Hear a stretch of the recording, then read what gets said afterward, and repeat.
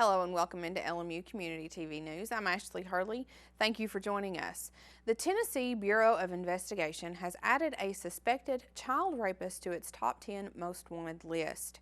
Rick James Brock of New Tazewell is wanted on 4 counts of rape of a child and 4 counts of aggravated assault with a firearm. 51-year-old Brock has brown hair and brown eyes. He is 5'10" and weighs around 206 pounds. He has a tattoo of a lion on his right arm. The Claiborne County man has a violent criminal history and should be considered armed and dangerous. Anyone with information on Rick Brock is urged to call the TBI at 1-800-TBI-FIND. There is a $1,000 reward that is being offered for any information that will lead to his arrest. New Tazewell Police Captain Wayne Mullaney is facing a charge of domestic assault against his wife. The incident allegedly occurred on December 28th. Mullaney was taken into custody by Lieutenant Stephen Hurley of the Claiborne County Sheriff's Office on January 4th. In his report, Hurley states he arrived at the charge through an investigation that consisted of photographs, physical evidence at the scene, and statements given to him by the victim. Alleged assaults took place across the house from the bedroom, kitchen, and living room while standing near the front door of the home. Mullaney is currently out of jail on a $1,000 bond. He is suspended from duty indefinitely without pay. As part of his bail agreement, Mullaney is prohibited from using or possessing firearms or any other deadly weapons. Following performances over the weekend, Harlan native Jordan Smith and winner of The Voice Season 9 took the stage at the People's Choice Awards with an amazing rendition of You Are So Beautiful. The performance was introduced with Jane Lynch proclaiming that The Voice had won the award for Favorite Competition Show for the 3rd straight year. Smith took the stage alongside famed producer and 16-time Grammy Award winner David Foster, who accompanied Smith on the piano. The 22-year-old is non-stop following his win on The Voice and recently announcing his engagement to his fiancée, Kristen Denny, on New Year's Day. Now you can continue to follow Smith on his Facebook and Twitter accounts. Grammy nominations have been announced, and a local favorite received several phone calls, text messages, and visits after her name was announced that morning. Dale Ann Bradley is nominated in the Bluegrass Album of the Year category for her album Pocket Full of Keys. It is her first for Pine Castle since her return to the label earlier this year. Following a very successful year for Bradley, who released Pocket Full of Keys in June, her first single, Till I Hear It From You, was well received by Bluegrass Radio, charting at number 4 on the Bluegrass Unlimited National Bluegrass Survey. Pocket Full of Keys charted in at number 3. Bradley continues to tour in the United States as well as expanding her music to audiences in France, Germany, and Canada. In 2016, she will tour with her band as well as play special shows with new Pine Castle supergroup Sister Sadie. Well, state road crews are currently finishing the paving on the State Route 33 bridge in hopes that the bridge will be open to travelers on Friday. The hope is also that the weather will permit the bridge to open. The new bridge crosses the Norris Lake near Sharps Chapel. A spokesperson with the Tennessee Department of Transportation said the old bridge averages nearly 10,000 vehicles per day. When the bridge opens, drivers will be expecting delays. Now, construction on this bridge began in 2009, but work was temporarily halted at Norris Lake following a death of a worker at the Henley Bridge in Knoxville. The 2-lane truss bridge opened in 1936 and continued to have poor drainage issues and, well, claimed several side view mirrors when large vehicles would meet while traveling across the bridge, and it also had weight restrictions which posed problems. When the construction began, it was estimated that the new bridge would be carrying passengers and the old bridge would be dismantled by June 30th of 2012. At that estimated date, into 19 months of the project, less than 30% of the project was completed. Following several problematic situations, a new company was brought in to complete the project, and now the community will be able to travel across the newly built and paved bridge within the next few days. Well, coming up after the break, a grand opening is scheduled right here at Lincoln Memorial University. To find out where it's happening and when, keep it right here on LMU Community TV News. I come from a big family. I'm 6.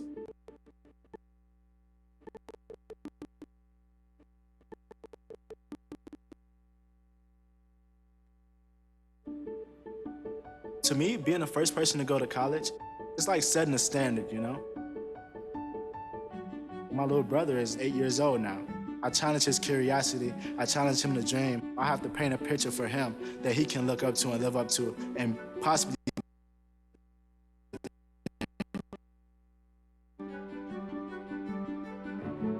My name is Jaquez, and I am your dividend. Todd's a great guy. I mean, look at him. What a sweetheart. Attaboy. Wait, Todd, what are you doing? How totally selfish and un-Todd-like of you. Come on, Todd. Come on, man. Dare you. Dare you to change the world. Yeah, you. Getting that college education. I dare you to be somebody important. Like be a teacher or a reality TV star. Dare you to stand up here. To call the shots. To be a role model. An inspiration. An innovator. To be a teacher. Think you can change my life? Make me excited about science like you. Have a career that really means something? Do it. I dare you.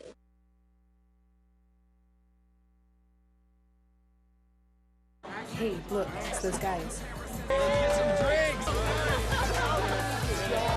Are you good to drive? I'm fine. How many did you have? I should be fine. You should be. Go and step out of the vehicle for me. See ya, buddy. Good luck. So turns out, buzz driving and drunk driving, they're the same thing, and it costs around $10,000. So not worth it. After a successful soft opening on December 1st, Student Services is preparing for the LMU Pool's grand opening. They invite everyone to stop by and check out the pool as soon as possible. A certified pool operator is keeping the water clear and at a comfortable 82 degrees for swimming, exercising, and just playing around in the pool. On Friday, January 15th, Student Services will be hosting Water Olympics for the students. Residential students can sign up for a team through their RD or RA. Commuter students can sign up by emailing Adrena Rowlett at adrena.rowlett@lmunet.edu. They are hoping to make a big splash with this event and encourage everyone to attend to kick off the 2016 semester. Well, schools across the tri-state area welcome their students, teachers, and faculty back after the holiday break. Now, classes will officially be underway here at Lincoln Memorial University on Monday, January 11th.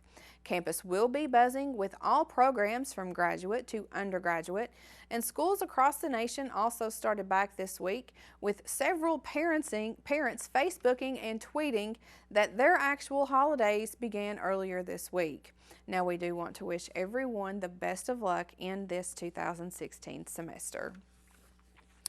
Well, Lincoln Memorial University will be hosting its annual FAFSA Frenzy and Recruitment Fair from 10 to 1 this Saturday, January 9th at the LMU Cedar Bluff Extended Learning Site in Knoxville.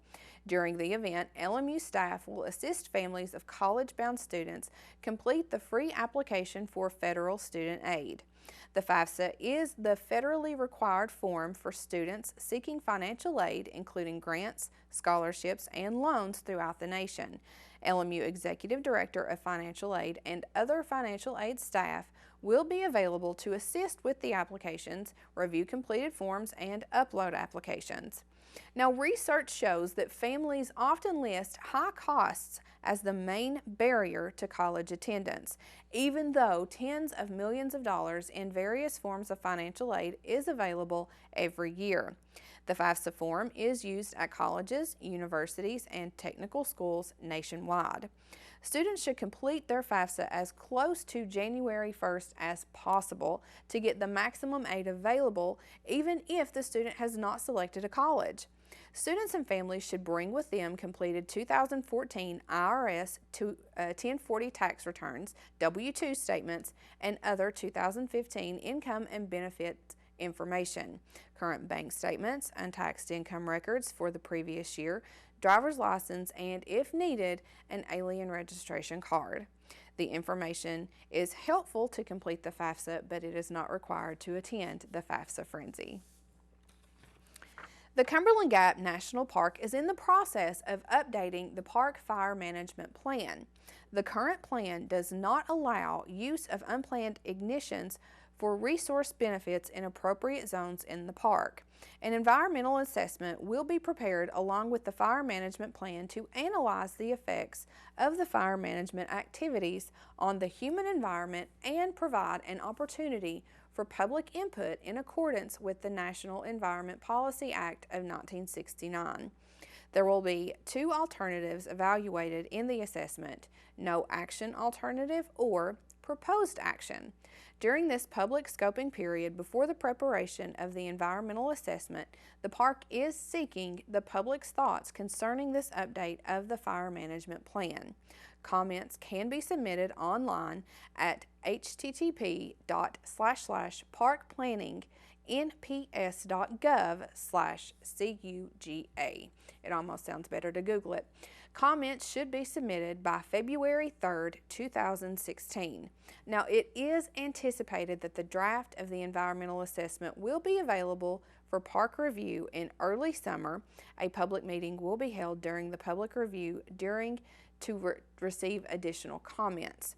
Now, questions concerning this project can be addressed to the superintendent at the address above, or what I listed above, or by connecting with Chief Ranger Gene Westlow at 606-246-1054. The Pine Mountain State Resort Park will host a winter photography weekend January 15th through January 17th. The weekend will feature a digital photography workshop and contest with 3 classes: amateur, intermediate, and accomplished. 4 competition categories for each class, with beginner photography sessions and a critique session. Evening programs by guest professional Ken Jenkins, a nationally known natural history photographer, writer, lecturer, and outdoor adventurer. Early bird registration is $30 and $40 at the door. For more information, you can call 606-337-3066. Now be sure you stay with us after the break. Adam Haley has your sports update for the week, followed by your entertainment report with Joseph Lewis. You think getting dumped by text is harsh? Try getting dumped by a tennis ball. My ex-owner drove me out to the woods, yelled fetch, and by the time I bought the ball back, he was gone. Yeah, I was pissed. But the folks at the shelter helped me let go of my anger. I learned coping skills, like taking it to the hole. Boom! Now I'm ready to fetch again. But how about I throw and you run and get it?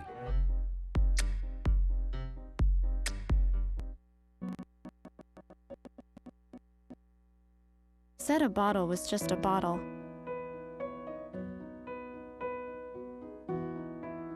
That no one would ever notice me.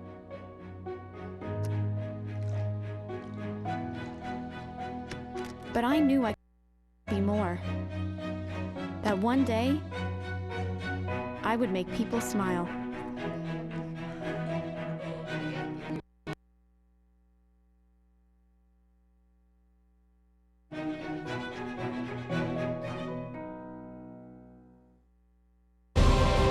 College. It can seem a million miles away. But what if you could get help with your tuition expenses? Get help filling out all those applications and finding a major that fits. All of a sudden, the impossible becomes possible. Visit collegefortn.org today. College. You can get there from here. I'm Jenny Garth, and as a mother of 3, I know kids worry about a lot of things. Getting enough food to eat shouldn't be one of them. But here in America, that is a real worry for 1 in 5 children. This is unacceptable.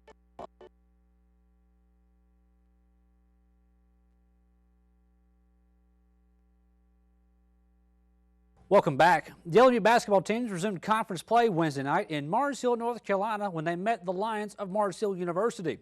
The Lions got out to a hot start in the women's game, starting the game on an 8-2 run before the Lady Rail Splitters went on their own 9-4 run to end the first quarter.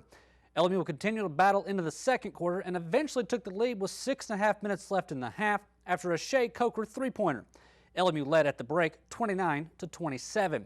Megan Pittman continued to be the leader on the court for LMU in the second half, scoring 14 of her 15 in the third and fourth quarters. But 12 LMU turnovers in the second half is what ultimately doomed the Lady Rail Splitters, as they went from trailing by 2 at the end of the third to losing 72-60. Pittman added 11 rebounds to go along with her 15 points to lead LMU. Kelsey Espinoza led Mars Hill with 18 points. With the loss, LMU falls to 7-5 overall and 4-3 in conference play. The LMU men were coming in with their new ranking of 19th in the nation, but looking to stay perfect in conference play. The Lions got the scoring started and led for the first 11.5 minutes before LMU took the lead 30-29.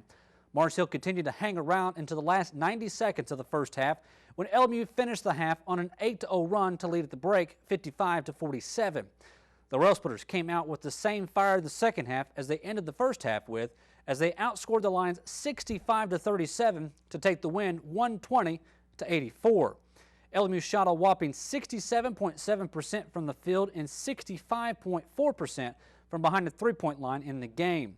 Jarrell Simmons led LMU with 31 points, while Luquan Choice added another 20. With the win, LMU is now 11-2 overall and 7-0 in conference play. Both the Rail Splitters and Lady Rail Splitters will be at home for the first time in the new year this Saturday when they'll play host to Queens University. The women's game will tip off at 2 p.m., while the men's game will tip around 4 p.m. The men's game will feature 2 top 25 teams, as the Royals will come in undefeated and ranked 8th in the nation.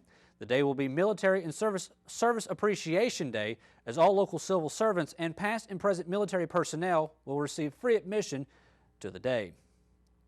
The NFL playoffs will start this weekend with the wild card round. On Saturday, the AFC will take front and center as the AFC South Division champion Houston Texans will play host to the Kansas City Chiefs at 4:35 p.m.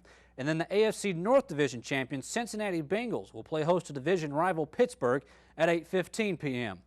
On Sunday, the NFC will take over with NFC North Division champion Minnesota when they play host to the 6th-seeded Seattle Seahawks at 1:05 p.m. And then the NFC East Division champion Washington Redskins will play host to the Green Bay Packers at 4:40 p.m. The winners will move on to the divisional round next week. Also coming up in the college football championship on Monday night between number 1 Clemson and second-ranked Alabama. The Tigers are still the only undefeated team in college football, while the Crimson Tide will come in with only 1 loss. Kickoff is set for 8:30 p.m. on ESPN. Alabama is looking for their 4th national title in 7 years, while Clemson is looking for their first since 1981 and their 2nd in school history.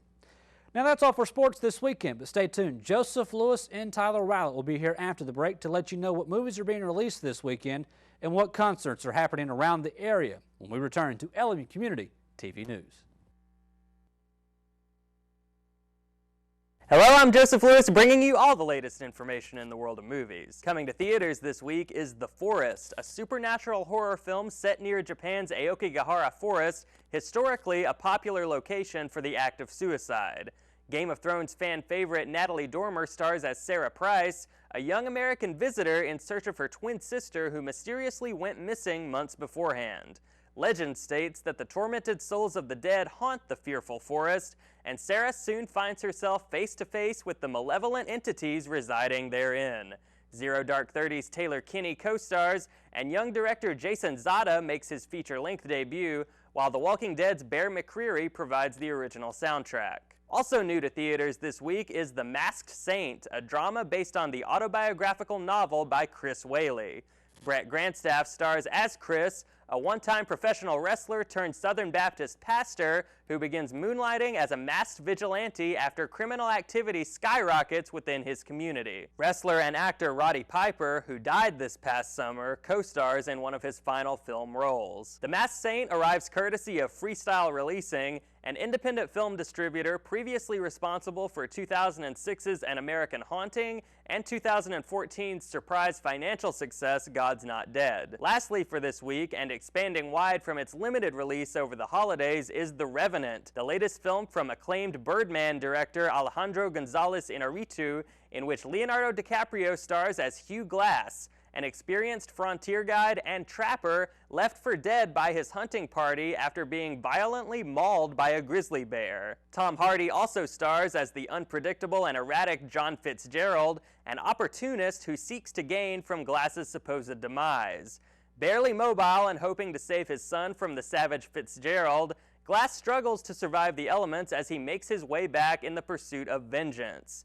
Ex Machina's Domhnall Gleeson and The Maze Runner's Will Poulter co-star. All three of these films can be seen in theaters nationwide starting this Friday, January 8th, and as always, be sure to check your local listings for special Thursday night screenings in the area. That's all for today in the world of movies. I'm Joseph Lewis. Hi, I'm Tyler Rowlett of 91.3 WLMU and LMU Community TV, and here's your first concert calendar of the new year. Coming Saturday, January 9th at the Cotton Eye Joe in Knoxville will be Chris Stapleton. The Kentucky native took the music world by storm last year. Stapleton won the 2015 Country Music Association Award for Best Male Vocalist, Best New Artist of the Year, and Album of the Year for Traveler. The album also brought him 4 Grammy Award nominations for the 2016 ceremony, including Album of the Year. It was also announced this week that Stapleton will perform on Saturday Night Live on January 16th. It's looking like a busy start to 2016 for Chris Stapleton, and you can help him kick off this year in Knoxville. For more information on this event, you can visit cottoneyejoe.com/events. Also coming Saturday, January 9th, to the Harrah's Event Center in Cherokee, North Carolina will be Greg Allman. The Southern rock icon and former frontman for the Allman Brothers Band has continued touring heavily by himself after the dissolve of his former band, although Allman recently announced that he will be recording his new album this year at the legendary Fame Studios, so his touring may be more limited than in recent years. Allman and his backing band play a blend of Allman Brothers' greatest hits like Melissa, Midnight Rider, and One Way Out, and Greg Allman solo songs such as I'm No Angel. For more information on this event, you can visit caesars.com/Harrah's-Cherokee/shows. I'm Tyler Rowlett of 91.3 WLMU and LMU Community TV, and that's your concert calendar for this week. And that is going to do it for LMU Community TV News Weekend Edition. Thank you for joining us. We hope you have a great weekend, and we will see you back here on Monday. For everyone here at LMU Community TV News, I'm Ashley Hurley.